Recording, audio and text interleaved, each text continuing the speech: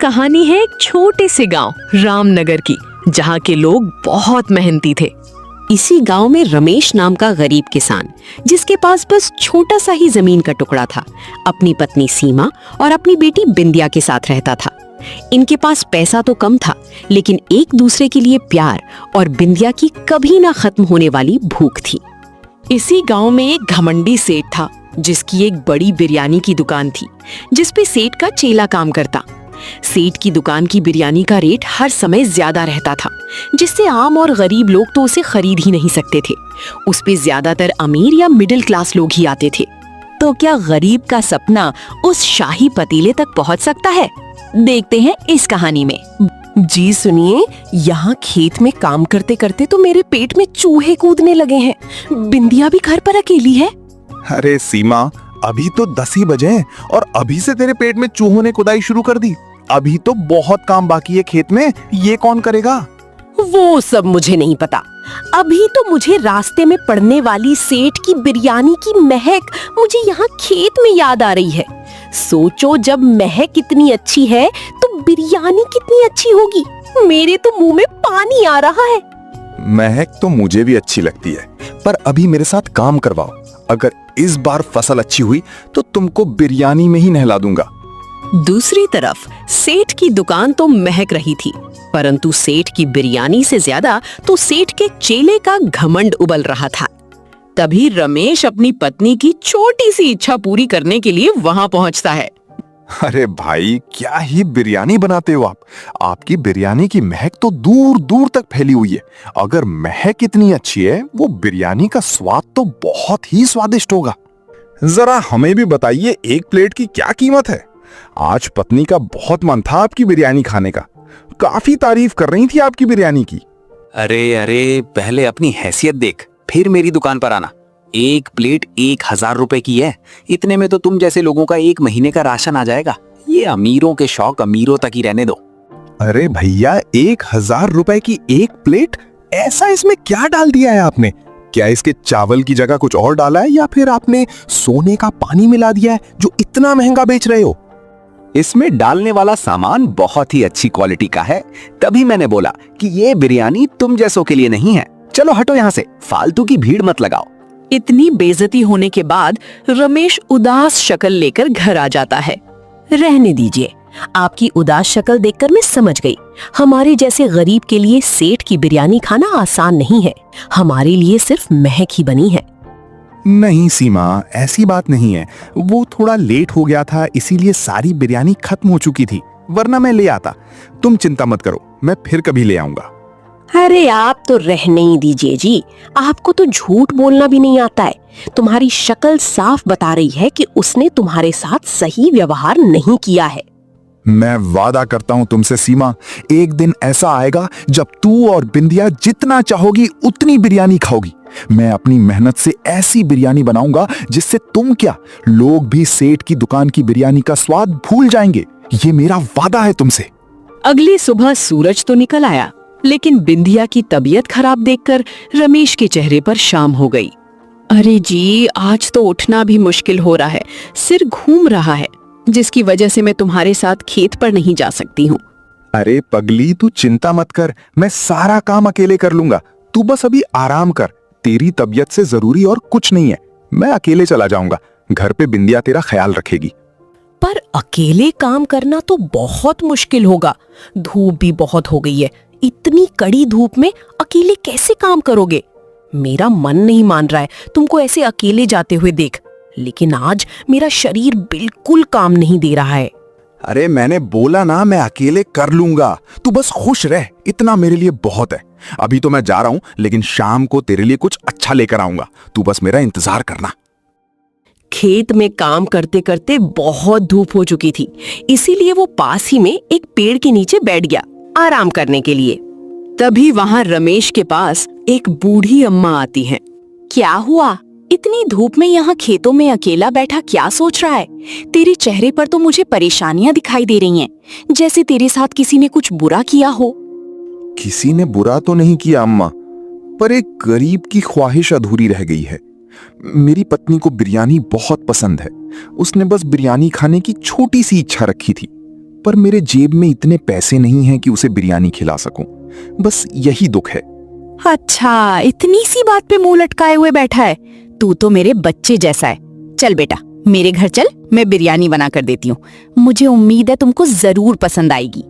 नहीं अम्मा, रहने दीजिए, मेरे पास इतने पैसे नहीं हैं। अगर सेठ जी की दुकान पे इतनी महंगी बिरयानी बिक रही है तो इसका सामान भी बहुत महंगा होगा। मुझ जैसा गरीब कैसे ले पाएगा इतना महंगा सामान? अरे बेटा, तू तो बहुत भोला है। बिरयानी का सामान बिल्कुल महंगा नहीं होता है। सारी चीजें घर वाली ही इस्तेमाल होती हैं। सेठ को अपने स्वाद का घमंड है, इसलिए इतनी महंगी बिरयानी बेचता है। और तुझको सामान के पैसे देने की भी कोई जरूरत नहीं है। तू तो मेरे बेटे जैसा है। ठीक है, मैं आपके घर चलता हूँ, आप मुझे बिरयानी बनाकर दे देना, लेकिन मैं इसके पैसे देकर ही रहूंगा, चाहे आप कितना भी मना क्यों ना करें। शाम को रमेश अम्मा के घर से एक बिरयानी से भरा हुआ टिफिन लेकर घर आ जाता है। सीमा, देखो मैं क्या लाया हूँ, तुम्हारी मनपसंद बिरयानी। मैंने बोला था ना आज कुछ लेकर आऊंगा। लो, मैंने वहीं खा ली थी बिरयानी। इसमें से तुम और बिंदिया खा लो, बहुत सारी बिरयानी है, 2 लोगों के लिए तो आराम से हो जाएगी। अरे, मैं ये सोच रही थी कि बिरयानी तो बहुत महंगी आती है, इसलिए आप कुछ और लेकर आएंगे, लेकिन आप तो सच में बिरयानी ले आए। ये तो बहुत महंगी आई होगी ना। इससे अच्छा तो कुछ और ले आते। अभी वैसे भी पैसे नहीं है, बिरयानी तो बाद में भी खा लेते जब पैसे आ जाते। अभी घर के लिए पैसों की बहुत जरूरी है। अरे ऐसा कुछ नहीं है, वो तो सेठ ही इतनी महंगी बिरयानी बेचता है। अगर इसको घर पर बनाएं तो उसमें डालने वाला सारा सामान सस्ते दाम में मिल जाता है। अपने खेत के पास ही एक अम्मा का घर है। उन्होंने मुझे खेत पर परेशान बैठा देख मेरे पास आई और परेशानी पूछी। सारी बात बताने पर वो मुझे अपने घर ले गईं और उन्होंने मुझे बिरयानी में डलने वाले सामान के बारे में बताया और बिरयानी कैसे बनाते हैं ये भी सिखाया था। उनकी बिरयानी की महक सेठ की बिरयानी से भी अच्छी है। अच्छा, सच में? तो तुम बिरयानी बनाना सीख गए? ऐसे तो हम जब चाहें तब बिरयानी खा सकते हैं। अब तो सेठ के ताने सुनने की भी जरूरत नहीं है। हाँ सीमा, अब बहुत हुआ। अब किसी भी गरीब को सेठ के ताने सुनने की जरूरत नहीं है। मैंने सोचा है जब बिरयानी में घर वाला सामान ही इस्तेमाल होता है तो क्यों ना इसका ठेला लगाया जाए। जब मेरी सस्ती बिरयानी लोग देखेंगे, सेठ की बिरयानी खाना खुद ही छोड़ देंगे। मुझे उस दिन का बदला भी तो लेना है। आप सही सोच रहे हैं, इसमें मैं भी आपके साथ हूँ। न जाने कितने और लोग भी हमारी ही तरह बिरयानी खाना चाहते हैं, लेकिन इस सेठ की वजह से खा नहीं पा रहे हैं। अगर आप सस्ती बिरयानी बेचेंगे तो लोग जरूर खरीदेंगे। वैसे भी खेत का काम लगभग खत्म हो गया है, अब फसल बड़ी होने तक फ्री हैं आप, तो कल सुबह से शुरू करते हैं। अगली सुबह रमेश और उसकी पत्नी मिलकर बिरयानी बनाते हैं जैसे अम्मा ने बताया था, और रमेश कुछ पैसों से एक ठेला ले लेता है और उसको सजाकर बिरयानी का ठेला लगा लेता है। थोड़ी ही देर में लोगों का ध्यान रमेश के ठेले पर जाने लगता है और लोग भी आना शुरू हो जाते हैं। अरे भाई, क्या बात है, नया ठेला लगाया फिर भी बिरयानी की महक तो बहुत जोरदार आ रही है। खाने में भी स्वादिष्ट होगी। वैसे एक प्लेट का रेट क्या है? अरे भाई, ठेला ही तो नया है, स्वाद तो पुराने हाथों का है। और रही बात रेट की, मात्र 30 रुपए की प्लेट है। पूरी एरिया में सबसे सस्ती और शानदार बिरयानी मेरे पास ही मिलेगी। अरे भाई, तुम भी ना, तुमको सुबह सुबह मजाक करने के लिए हम ही मिले हैं। 30 रुपए सुनकर तो सेठ जी बिरयानी तो छोड़ो, दुकान पर भी खड़ा नहीं होने देंगे। तुम्हारी बिरयानी सस्ती हो सकती है, लेकिन इतनी सस्ती तो नहीं हो सकती है। क्यों, चौंक गए ना रेट सुनकर? मैंने बोला था ना कि पूरे एरिया में सबसे सस्ती बिरयानी मेरे पास ही मिलती है। अच्छा, ऐसा है तो हमारे लिए 2 प्लेट लगा दो, 4 प्लेट घर के लिए पैक कर दो। आज तो घर पे भी बिरयानी से पार्टी होगी। जब इतनी स्वादिष्ट और सस्ती बिरयानी मिल रही है तो पार्टी करनी तो बनती है। थोड़ी ही देर में रमेश के ठेले पर जोरदार भीड़ जमा हो गई। लोगों को बिरयानी का स्वाद पसंद आ रहा था और रेट 30 रुपए होने की वजह से जिन लोगों ने कभी बिरयानी नहीं खाई थी वो भी बिरयानी खाने आ गए। दूसरी तरफ सेठ की दुकान पर लोग बिल्कुल आना ही बंद हो गए थे, क्योंकि सेठ की बिरयानी का दाम काफी ज्यादा था। जब शाम को रमेश घर पहुंचा तो वो बहुत खुश होता है। क्या बात है जी, आज तो आप बड़े खुश लग रहे। लगता है पहले दिन ही अच्छी कमाई हो गई। हाँ सीमा, अम्मा ने काफी अच्छी बिरयानी बनाना सिखा दिया है और कम रेट सुनकर लोग खींचे चले आते हैं मेरे ठेले पर। शाम को मैं सेठ की दुकान से होते हुए आया था।